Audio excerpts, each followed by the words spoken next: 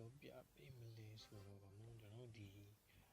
တောင်းတွေပါတင်နေမလားဒီ COC မှာဆိုရင်တောင်းတင်တာဗျာတောင်းတစ်ခုတင်လို့ရှိရင်ဘာတွေလုပ်အောင်မလဲဆိုပြီးတော့အဲ့လိုမျိုးပေါ့ဆို guide တွေပါပေးရပါရှိတယ်တကယ်တမ်းကျအဲ့လို guide တွေရဗျာအသုံးမဝင်ဆိုတော့လုံးဝအသုံးဝင်မှာမဟုတ်ဘယ်လိုအသုံးဝင်လဲဆိုတာပြမယ်အကြီးကဲလို့ပေါ့နော်ကျွန်တော်တို့ဒီမှာတောင်းတစ်ခုတင်လိုက်ပြီးကျွန်တော်တို့တင်ပြီးဆိုရင်ကျွန်တော်တို့အဓိကသူတို့ guide ပေးကြတာကပေါ့နော်အများစုပို့ပြီးပြောကြဒီလို laboratory တင်မယ်ပြီးရင် calendar state တင်မယ်နောက်တစ်ခုကဒီလိုပေါ့နော် hero ရုံကတော့တင်ပေါ့နော်ဒီလိုနောက်တစ်ခုကဒီ true army camp ပေါ့နော် army camp တင်မယ်အဓိကအဲ့ဒါကိုရင်တင်မယ်နောက်တစ်ခုအနေနဲ့ပြီးမှဒီအလိုက်စာတွေကိုတင်မယ်နောက်တစ်ခုဖြည်းဖြည်းချင်းမှဒီလို defense တွေကိုတင်ပါမယ်ဖြည်းဖြည်းချင်းတင်ပါမယ်အဲ့လိုပေါ့နော်နောက်တစ်ခုကဒီ wall ကိုနောက်ဆုံးမှတင်အောင်မယ်လို့ဆိုပြီးပြောကြအဲ့မဲ့တကယ်တမ်းကျအဲ့လိုလုပ်လို့ရှိရင်ဟိုပေါ့နော် wall ကိုနောက်ဆုံးမှတင်လို့ရှိရင် hero တွေကကြံခဲ့တယ်လားအဲ့လိုလုပ်လို့ရှိရင်ဗျာကျွန်တော်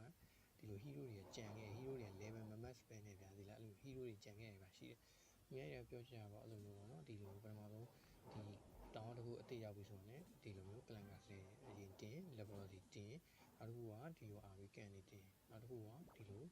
alliance story တွေတင်လို့ပြောတယ်ဒါပေမဲ့အဲ့လိုပေါ့နော်အဲ့လိုတင်နေကြမှာဒီချိန်မှာတို့က hero တွေကိုပဲချိန်မှာတော့တင်နေဆိုတို့က hero တွေကိုဖြည်းဖြည်းချင်းတင်ဆိုရင်အကုန်လုံးပဲပြီးမှာ hero တွေတင်ကြတာရှိတယ်အဲ့လိုတင်တာကြီးကမှားကြီးအမှန်တော့ဒီလားဘယ်လိုမှားလဲဆိုတော့ဗျ hero တွေကအဲ့လိုတင်လို့ရှိရင်ဒီလိုပေါ့နော်ချီဟုတ်တော်ရင်ရှိတယ်ဒီလိုဘောနဲ့ဒီလို hero နဲ့အဲ့လိုပြိုင်တင်တာရှိတယ်အဲ့လိုဒန်းတူတာပေါ့အကုန်လုံး match သွားပြီဒါပေမဲ့ hero တွေမ match သေးဘူးဒီဘောတွေမ match သေးတော့ hero နဲ့ဘောတွေကိုတခါတည်းပြိုင်တူတန်းတင်တာရှိဒါပေမဲ့အဲ့ဒီညရင်ကိုကမကောင်းအဲ့ချက်ကမကောင်းလားဆိုမဟုတ်ကောင်းတယ်ဒါပေမဲ့အဲ့တော့မှဘာလို့လာလဲဆိုတော့ hero တွေကပုံမှန်ဆိုရင်ရက်ကတအားကြဒီမှာဥပမာကြည့်Minion Prince တော့ဘုရားကြည့်ပါတော့ဘုရားပုံမှန်ဆိုရင်မရှိဒီကောင်က2ရက်ပေါ့နော်ပုံမှန်ဆိုတော့2ရက် level 7နေ2ရက်ဒါပေမဲ့အဲ့2ရက်တွင်မှဒီ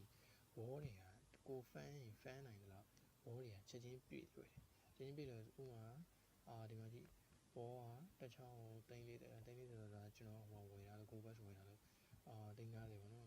90ကိုအမှကိုကဘယ်လောက် fan နိုင်မှာလဲကို fan ရင် fan နိုင်တယ်လို့ဗျာဒီလား wall က AC လေးခဏလေးနဲ့ပြည့်တယ်ဒါပေမဲ့မပြည့်တာ hero တွေမပြည့်တာ hero တွေအဲ့လိုမျိုးရက်တွေကြာကြီးစောင့်နေရတယ်ကိုက wall တွေကိုရဲ့တက်တကပါဘောနော်ကိုက fan လို့ကောင်းနေတော့ကိုကအဲ့လို wall တွေမှတ်သွားပြီးကိုကအနည်းဆုံးဘယ်လိုပြောမလဲတရက်ကို9ချောင်းတင်နေဆိုရင်တော့မှဒီ hero တွေကပေါ့နော်တရက်9ချောင်းတင်နေဆိုရင်ဒီ hero တွေကဒီကိုရဲ့ဒီ wall နဲ့ line မမီဘူးအဲ့လိုဆိုတော့ wall တွေသာမှတ်သွားမယ် hero တွေကမမှတ်သေးဘူးအချင်းအဲ့တော့ကျွန်တော်တို့ဘာလုပ်လဲဆိုရင်ကျွန်တော်ဒီပေါ့နော်ကျွန်တော်တုံးတဲ့ track ကကြတော့ရှင်တော့ကျွန်တော်ကဒီတောင်းတင်လိုက်ပြီတောင်းတင်ပြီဆိုကျွန်တော်ဘာလုပ်လဲဆိုတော့ကျွန်တော်ရေလုံးပထမတော့နော်ဒီလို main defense တွေကျွန်တော်လည်းအဲ့လို main defense တွေပါကျွန်တော်လိုက်ရှာတယ် main defense တွေတင် clan cast တင်တာတင်မယ်ဒါတွေတင်ရတော့ဒါတော့ပုံမှန်ပဲတင်တယ်ဒါပေမဲ့အမှကျွန်တော်ပြောင်းလိုက်တာဘာပြောင်းလဲဆိုတော့ကျွန်တော်လည်းဒီလိုပါအကုန်လုံးလိုက်တင်နေဒီလိုပတ်စံတွေအလိုက်စားတွေပို့လာအဲ့ချိန်မှာမပို့တာဘာမပို့လဲဆိုတော့ dead လိုက်စားမပို့လာdead လိုက်စားမပို့လာတော့ဒီမှာကျွန်တော်တို့ဒီ hero တွေကိုဗျာဒီလား hero တွေတင်တဲ့အချိန်မှာ dead လိုက်စားတွေမပို့ dead လိုက်စားလိုအဲ့ချိန်မှာ goal တွေကပို့တော့ကိုယ့်ရဲ့ဒီ base ကပေါ့နော်တိုက်ခံရတယ်အခုနောက်ပိုင်းတိုက်ခံရတော့ပြဿနာတော့မရှိဘူးပေါ့နော်သူတို့ပါနေတော့ပါလို့10သိန်းမကလို့ကြိုက်တဲ့တော့ပါသွားပြီးကိုကပြန်ရှားတာလို့ဒါပေမဲ့အဲ့ချိန်မှာမရှားတာခတ်တာကဒီတက်လိုက်တာပေါ့နော်ခတ်တာတော့မဟုတ်ဘူးနော်အရင်ကဆက်ဆိုင်တော့ခတ်တာပေါ့အရင်ကတော့ခတ်တာပေါ့နော် sorry မှားပါတော့အရင်ကတော့ခတ်တာပေါ့အခုနောက်ပိုင်းကျတော့လွယ်လို့ပြောမှာဒါပေမဲ့ဒီတက်လိုက်တာအဲ့လိုပေါ့နော်4သိန်းကြီးဖို့ဆိုတာကတောင်းတောင် fan တာကိုလွယ်ဘူးဗျာမလွယ်ဘူးဆိုတော့မဟုတ်လွယ်တော့လွယ်တယ်ဒါပေမဲ့အနေနဲ့အချိန်ပေးရတယ်ဒီကောင် fan မှုကြတော့ကြာတယ်ပေါ့နော်ကိုလိုလိုက်လို့ fan တာကြတော့တအားမြန်တယ်ဒီကောင်လေးလဲမယ်ဆိုရင်တော့ဘယ်လောက်မှတိတ်တော့မရဘူးပေါ့နော်အဲ့လိုမျိုးတိတ်တော့မရဘူးပေါ့နော်အဲ့ကြောင့်ကျွန်တော်ကဘယ်လိုပုံစံပြောင်းလဲဆိုကျွန်တော်ပြောင်းတဲ့ပုံစံကျွန်တော်လုပ်တဲ့ပုံစံကဒီလိုတောင်းတင်မယ်တင်လို့ရှိရင်အရင်ဆုံး hero ဟောကိုကောက်တင်ပလိုက်တယ် hero ဟောကောက်တင်ပလိုက်ဒီမှာကျွန်တော်ဒါတင်ပြီးသွားရင်ကျွန်တော်ကဒါကျွန်တော်ဒီတက်ကပုံမှန်ဒီရပါတော့တောင်းဆောင်က match နေပြီ match နေပြီဆိုကျွန်တော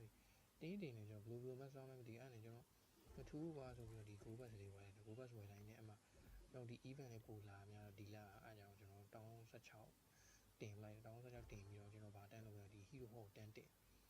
ပြီးတော့ဘာလုပ်လဲဆိုတော့ဒီလို hero ကိုထိုင်တင်အဲ့ချိန်ကျွန်တော်ဒီမှာနည်းနည်းမှားသွားတာကကျွန်တော်အဲ့ချိန်ကဒီတောင်း16ကိုတင်တာကျွန်တော် hero တွေကတောင်း15 hero တွေပဲရှိသေးတယ်တောင်း15 hero match ပဲရှိသေးတယ် hero mask ဆိုရင်တော့မှဘယ်လိုပြောပြရမလဲ hero တော့မ mask သေးဘူးပေါ့နော်1500 hero တော့မ mask သေးဘူးဟုတ်တယ်1500 mask လာပြောရတယ်ဒါပေမဲ့ hero မှတ်တယ်အဲ့ကျွန်တော်1500 hero mask ကိုတင်နေတော့အဲ့ချိန်မှာ level 89 86အဲ့လောက်ပဲရှိသေးတယ်အဲ့ချိန်မှာကျွန်တော်ကဒီတောင်းအောင်ကိုတော့16ကိုတင်နေပြီဒါပေမဲ့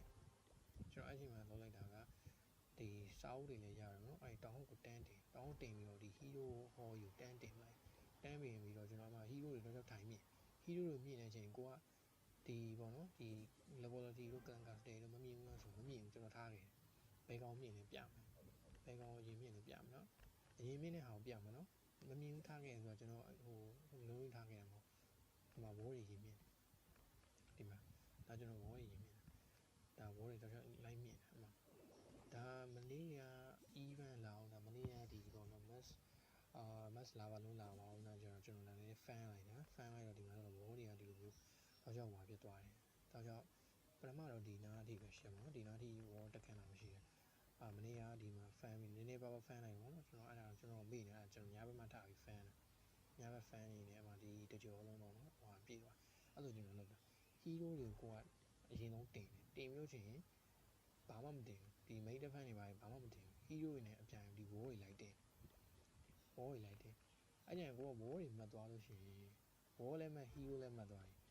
wall လည်းမှတ် hero လည်းမှတ်ဆိုတာအရင်ဆုံး wall တော့မှတ်ပြီဗျာ wall တော့ကို fine တော့ရှိမှတ်သွားဒါပေမဲ့ hero တွေကဖြည်းဖြည်းချင်းမှတ်လာလိမ့်အဲ့ကျရင်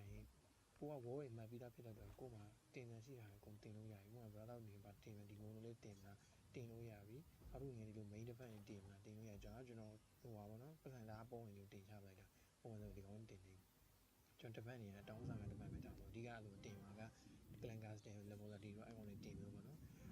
အဲ့ဒါတွေတင်လို့ရဗျာတင်မှာကိုကြိုက်တဲ့ဟာတွေတင်လို့ရပြီဘာလို့တင်လို့ရလဲဆိုတော့ကိုတော့ကဒီ wall တော့ကပတ်စံရှာတယ်မလို့တော့ကိုတော့ရှာစရာ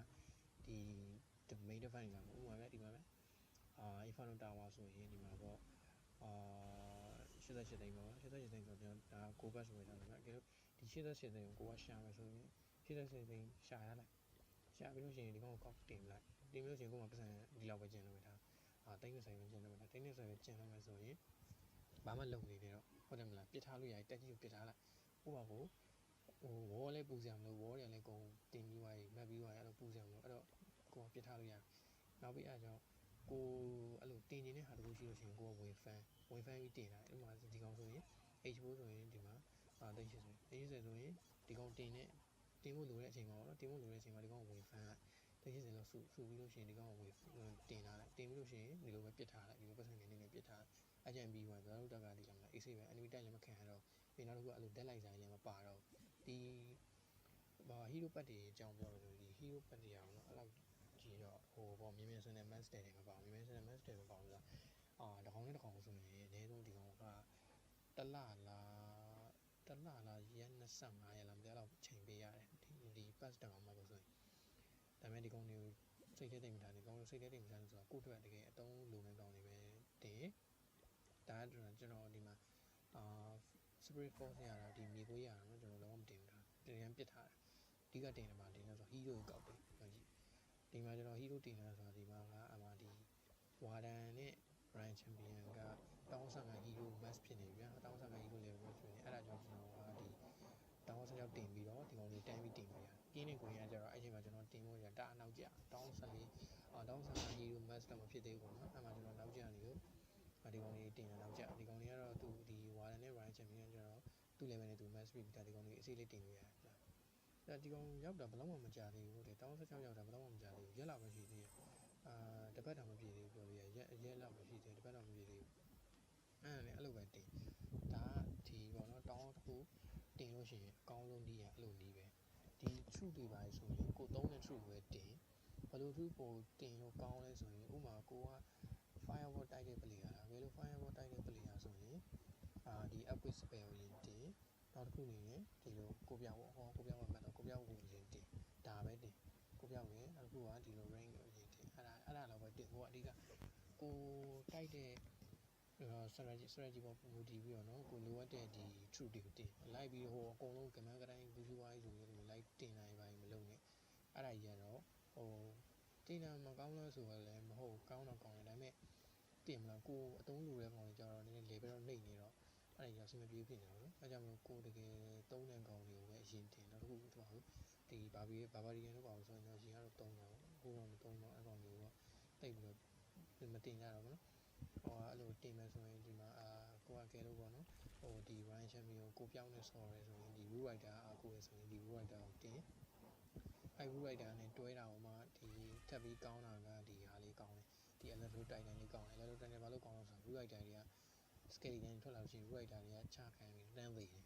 အဲ့ဒါကြောင့်မကောင်းတော့အဲ့လို Rule Rider attack ကြီးနဲ့ဆိုရင် Electro Titan လေးကိုတွဲသုံးပြီးနှစ်ကောင်သားမို့3ကောင်လောက်တွဲပြီးအဲ့တိုင်းပုံကောင်းတယ်ဟိုကပေါ့နော်အဲ့လိုမျိုးအကယ်လို့ Rule Rider တွဲသုံးတယ်ကိုက Rule Rider ဟို strategy ကိုသုံးတယ်လို့ဆိုရင်ဒီလိုမျိုးoverflow ချုပ်တဲ့ဟာလေးကိုပဲတင်ဒါမှမဟုတ်ကိုက fireball အဲ့ fireball မှာနော် fireball မှာ super ball လုံးသုံးတယ်လို့ဆိုရင်ဒီ ball လုံးကိုတင်နောက်တစ်ခုအနေနဲ့ဒီအဲ့လိုဒီ median တွေကိုတင်median အချိန်တိုင်း fireball super ball လို့ဆိုတာက median စိုက်ရှင်းတယ်အဲ့ဒါကြီးလိုပဲနောက်တစ်ခုဒါမှမဟုတ်ကိုက finance သုံးနေတာ finance strategy သုံးနေတယ်ဆိုတော့ finance ကိုရေးတင် sign machine တွေကရေးမတင်နဲ့ဘာလို့လဲဆိုတော့ sign machine မတင်ခိုင်းတာဆိုတာကဒီ clan မှာကကိုကလူတောင်းလို့ရှိရင်ဆိုင်ကိုယ့်ရဲ့ sign machine တွေ level max ရတယ်ကိုယ့်ရဲ့ဒီတောင်းကန့်ချက်လိုက်ပါတော့ level max ရကိုယ့်ရဲ့ဒီရှိတဲ့ level ထက်တောင်မှဟိုပိုပြီးများတဲ့ကောင်ရအဲ့တော့ sign machine တွေတင်နေ sign machine တွေပြစ်ထားပလိုက်ဒါကတော့ဒီပေါ့ကျွန်တော်ဒီတောင်းတင်လို့ရှိရင်ဒီလိုအပ်တာလေးအဲ့ဒါလေးပြောတာပါအဲ့လိုပေါ့ဒီ trail လေးကတော့ပို့ပြီးတော့ကောင်းတယ်ပေါ့နော်ဒါကတော့ကျွန်တော်သုံးနေတာပါဒါ brother တို့ဘယ်လိုသုံးလဲတော့မသိပါဘူးအဲကြောင့်ဒါဒီလေးညှပေးတာပါအခုလည်းဒီတော့အဲ့လို Eliza story တွေမလားတင်မင်းနဲ့ထားလိုက်ဘာမှမဖြစ်ဘူးအရေးမကြီးအဓိကအရေးကြီးတာပါလေ hero max ကိုလိုတယ်တောင်းတစ်ခုမှာ hero max သွားပြီဆိုရင်အဲ့ strategy ကဘာနဲ့တိုက်အဲ့ကောင်ပေါက်လို့ပေါ့လေဒီလားအဲ့အရန် hero တွေကအရန် strong ဖြစ်တယ်ဗျာဒီလားကျွန်တော် hero တွေ only တိုက်ထားတဲ့ဟာတော့ကျွန်တော်ဒီမှာ YouTube မှာတင်ထားပါတယ်အမှန်တော့ကြည့်လို့ရပါတယ်ကျွန်တော် TikTok မှာလည်းတင်ထားတယ် TikTok ကောကြည့်လို့တက်တယ်ဒီလိုမျိုးပေါ့နော် hero တွေကအရန်အရေးပါတယ်အဲ့လိုတိုက်တဲ့ချိန်နဲ့ hero တွေကအရန်အရေးကြီးတယ်ပါတယ်ဆိုတော့အကြောင်းမို့ဒီ hero တွေကိုအရင်တင်လာတော့ပိုကောင်းတယ်ဒါတော့ကျွန်တော်လုံးနေကြပါဘူးဒါပြီးသွားရင်ဒါကျွန်တော် AC fan လို့ရတယ်ဗျဒီမှာဒါဘာမှ fan စရာမရှိတော့ကျွန်တော်ဆိုမှကြည့်ပုံမှန်လိုဒီကောင်လေးကိုကျွန်တော်တင်လို့ရတယ်ဗျဒီလားမော်ဒလေးဆိုပြီးလဲဆိုရင်ဦးတင်မယ်မတင်ဘူးပြစ်ထားခဲ့ဘာကိုတင်လဲဘောကိုတင်တယ်နောက်တစ်ခုက hero တင်တယ်ဒါပဲဒီမှာအလုပ်သမား၄ကောင် hero ၄ကောင်ကိုသုံးတဲ့ကောင်တွေအဓိကတင်တော့ဗောနော်ပြီးရကောင်တွေတင်တယ်ထိုင်တင်နေပြီးရောပြီးရမှာကိုကအားတဲ့ချိန်မှာဒီမှာဒီဘောတွေလာတင်တယ်ဒီချိန်မှာကျွန်တော်ဘာလို့ဒီ scatter shot လမ်းတင်လဲဆိုတော့ကျွန်တော်ကပြီးနေသေးတာကျွန်တော်ဒီဘောတွေကလည်းကျွန်တော်မကြခင်မှတ်တော့မှာကြည့်လိုက်ကျွန်တော်ဘောဘယ်လောက်ကျန်သေးလဲဘောဘယ်လောက်ကျန်လဲဘော195တရားဝါဘော195ဆိုတာကဒီလားဟိုပုံမှန် fan နေတာလို့ဆိုရင်ခဏလေးနဲ့ပြေးတယ်